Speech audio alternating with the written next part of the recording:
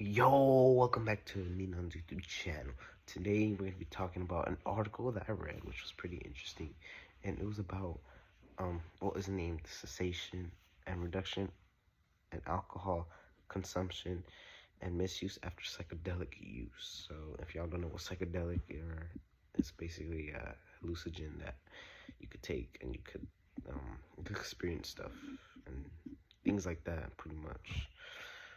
So, how I felt about reading this article, it kind of hit home a little bit because, like, I've experienced alcohol, not directly, I've drank, but, like, some people around me, or, like, the environment or surroundings in my past, yes, I felt a little close to this article. And then, was it difficult? I mean, it was pretty easy to read. Like, I had to search up some words, yes, but it just came easy, a little bit easy, but like the patience was like the hardest part because sometimes I want to like just stop reading because it's a little bit boring, gotta say, but it's still like very interesting. And the first assignment that I did for bio honors definitely did help me a little bit to like navigate through this article. So let's get to the meats. Let's talk about the reliability of this article. And this one's a little hard one because like it seems reliable and everything, which I won't get into right now, but it looks like a pretty good like made article.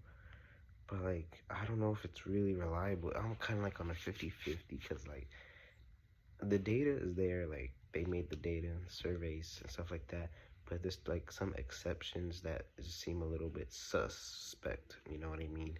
Like for example, like they didn't record everything, like they didn't record the people who just failed, stuff like that, and ask for their experiences too.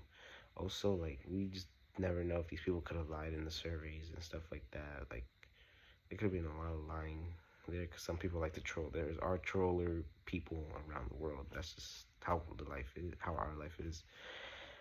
So I'm still on a 50-50. It's like there's some parts that seem like we need more explanation on to make this a reliable article, and I feel like that's something that we need to like investigate a little bit, especially as a group. So I feel like we can navigate through this article and seeing if it's reliable or unreliable because we could check if it's biased. If it's biased, you know, I mean, if you want a biased article, go for it. But if you just want a nice, clean article, that's reliable, you know, that's good. No biases. So I feel like that's something you could check if it's reliable. Mainly biases and the credentials of the people who made this. So I checked the credentials. You can see Albert Garcia, a male. He seems legit. He has in his LinkedIn. He's an associate professor of psychiatry and behavioral science of Johns Hopkins University School of Medicine. Seems pretty legit. And another one, for example, Alan K. Davis. He's an associate professor and director of the Center of Psychedelic Drug Research and Education in the College of Social Work at Ohio State. So those are two examples of the people, and everyone else, they seem legit. Like they have credentials and have a background of scientific biology stuff. To be honest, this one's a hard one, but I have to say I think it's a primary source. Hear me out. It kind of looks like a secondary. Okay, let's back up. I think it's a primary source because first they made their own surveys and stuff like that, and they got their own data. But I could see the argument how it could be a secondary. But I think primary is what fits most because it's not their own made data, and I made a survey using their survey website and stuff like that. So it's just other data is like raw data. And what I've learned from this analysis article, is that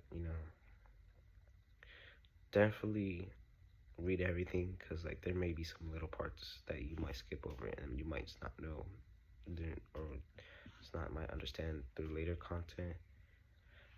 And I just learned how, you know, LSD is a thing we should definitely investigate and do more research on for alcohol, AUD, alcohol use disorder. And yeah, that's something that I actually really enjoyed this article because it does hit home to me. And, you know, I definitely would be interested in learning about this. So thank you. Thank you for watching Ninja's YouTube channel.